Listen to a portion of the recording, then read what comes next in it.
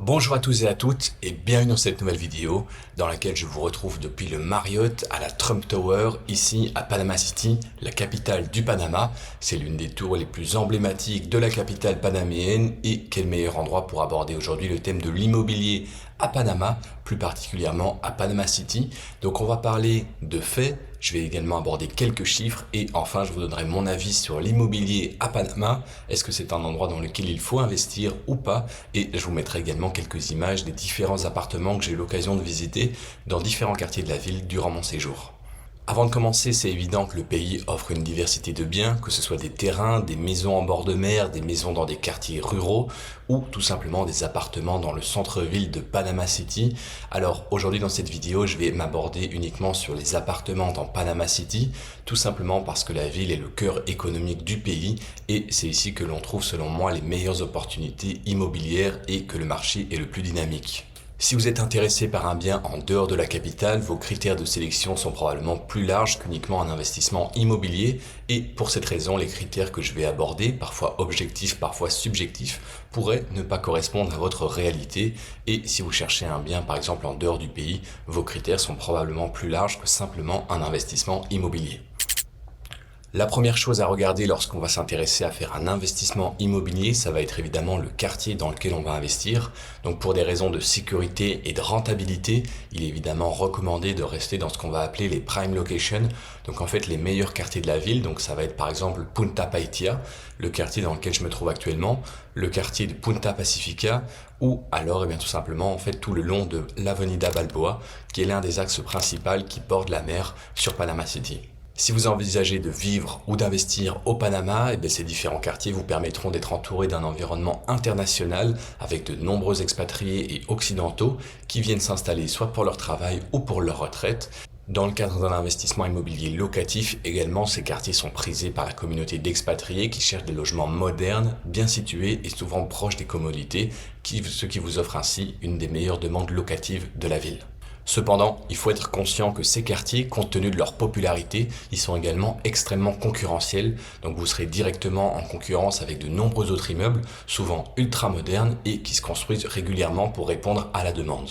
Environ tous les 3 ans, il y a une nouvelle tour qui devient la nouvelle tour à la mode dans la ville. Donc c'est à chaque fois un nouveau complexe immobilier avec à chaque fois plus d'amenities, que ce soit des piscines, des salles de sport, des services de conciergerie. Vous avez vraiment énormément de nouveaux services qui arrivent sur le marché et pour les obtenir, il faut tout simplement être résident dans cette tour. Donc c'est pas rare de voir des expatriés ou des occidentaux ou même des Panaméens qui habitent ici, qui ont un bon niveau de vie, tout simplement changer de tour environ tous les 3 à 5 ans. Ça peut poser un véritable défi dans le cadre d'un investissement immobilier car ces nouveaux immeubles, ils attirent les locataires avec des infrastructures plus récentes et mieux adaptées aux exigences actuelles. Et les bâtiments plus anciens, ils peuvent souvent souffrir des conditions climatiques tropicales du Panama, ce qui peut accélérer la dégradation des matériaux et nécessiter un coût d'entretien plus important. Une autre option qui pourrait être intéressante à envisager pour un investissement immobilier à Panama, c'est le quartier de Casco Viejo, c'est le quartier historique de la ville. C'est un secteur qui est classé au patrimoine mondial de l'UNESCO, donc c'est absolument magnifique au niveau de l'architecture. Ça allie à la fois le charme colonial et la modernité. Ça attire énormément de touristes, principalement des Américains et des Canadiens. Et ici, le gouvernement local, il a investi massivement dans la restauration et la modernisation du Casco Viejo, ce qui contribue à renforcer son attrait et à augmenter la valeur des biens immobiliers.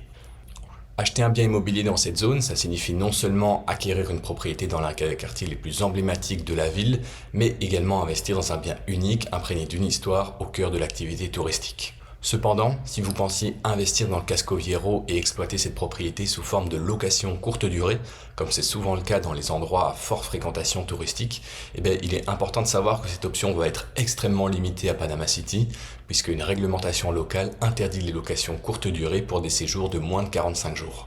Cette règle, elle vise à encadrer et à protéger le marché immobilier, mais elle restreint fortement la possibilité de générer des revenus locatifs importants via des plateformes comme Airbnb ou d'autres services de location. Donc si votre choix se tourne vers le Casco Viejo, il faudra soit en faire un bien immobilier pour une utilisation personnelle ou alors se diriger vers de la location traditionnelle long terme, mais à ce moment-là, je vais peu vous la recommander tout simplement puisque le prix au mètre carré à l'achat va être beaucoup plus élevé compte tenu du caractère historique et prime location de la ville, et donc pour un investissement locatif, ça va pas être spécialement très intéressant puisque le prix au mètre carré à l'achat va être beaucoup plus élevé que dans le reste de la ville, même dans les quartiers ultra recherchés. Par contre, au niveau de la location, vous allez être seulement peut-être 5% plus cher que le reste de la ville. Au niveau du prix des mètres carrés, le prix de l'immobilier à Panama City est spécialement élevé par rapport à la majorité des pays d'Amérique centrale et des pays qui l'entourent. Et bien que le coût d'acquisition soit relativement cher pour la région, il reste très attractif pour des investisseurs occidentaux ou européens, notamment en raison du statut du Panama et de sa taxation territoriale. En plus de sa taxation territoriale, l'économie du Panama est dollarisée, ce qui veut dire que le dollar américain est la monnaie nationale, ce qui vient renforcer la perception de sécurité financière et de sécurité, attirant des capitaux étrangers. Pour vous donner une idée, il vous est possible de louer un appartement dans une tour ultra haut de gamme, donc ça va être dans les meilleurs quartiers de la ville évidemment, pour environ une centaine de mètres carrés habitables. Vous allez payer environ 2000 $ par mois, ce qui va comprendre toutes les facilities qui vont avec, à savoir la piscine, la salle de sport, le room service, la sécurité et un parking. Si vous avez un budget plus restreint ou que ce type de service ne vous intéresse pas, il est tout à fait possible de trouver un appartement un petit peu plus modeste dans des tours avoisinantes pour environ 1000-1500 $ par mois, avec un prix au mètre carré à la location beaucoup plus faible, tout simplement puisque les services et le premium lié à ces tours n'y est pas. En prenant en compte tout ça, on se rend compte que Panama City est vraiment une ville qui correspond beaucoup plus à des profils de locataires plutôt que des investisseurs immobiliers. Panama City fait face à un problème de surconstruction depuis maintenant une dizaine d'années. Le boom immobilier qui a été alimenté par des capitaux étrangers a conduit à la prolifération de gratte-ciel résidentiels et commerciaux dans toute la ville, mais principalement sur les quartiers de Punta Pacifica, Punta Paitilla et tout le long de l'Avenida Balboa.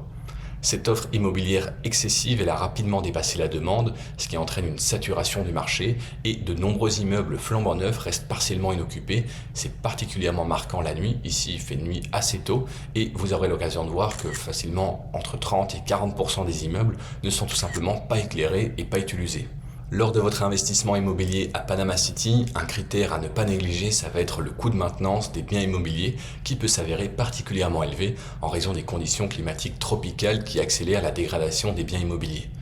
Le climat, qui est caractérisé par une humidité élevée et des températures élevées tout au long de l'année, favorise la corrosion des matériaux, en particulier sur les structures métalliques et les éléments en béton. La proximité de la mer intensifie ce phénomène avec le sel marin qui contribue à la dégradation et avec une exposition au soleil permanente. Pour les investisseurs immobiliers qui cherchent à maximiser leurs revenus passifs, ça pose un réel dilemme puisque à capital égal, un investissement immobilier à Panama City entraîne un coût d'opportunité non négligeable car le rendement locatif est souvent inférieur à ce que l'on pourrait obtenir en plaçant cet argent dans des actifs financiers comme le S&P 500 qui offre historiquement un taux plus élevé, ou un autre critère qui va être malheureusement très embêtant si vous souhaitez malgré tout faire de l'immobilier à Panama City, c'est que votre opération, elle va devoir être financée à 100% en fonds propres, à moins que vous soyez prêt et OK avec le fait d'emprunter à des taux assez élevés, donc environ 8% sur des prêts immobiliers. Donc ça va être très intéressant si vous avez de l'argent, si vous êtes liquide et que vous souhaitez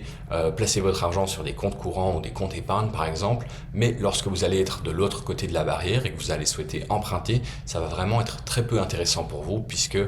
ces frais bancaires et ces taux d'intérêt très élevés vont tout simplement venir grignoter votre rentabilité et tout simplement éluder toute possibilité de cash flow. Un avantage majeur en revanche d'investir dans l'immobilier au Panama, notamment pour les investisseurs européens, c'est tout simplement la possibilité de dollariser une partie de leur patrimoine.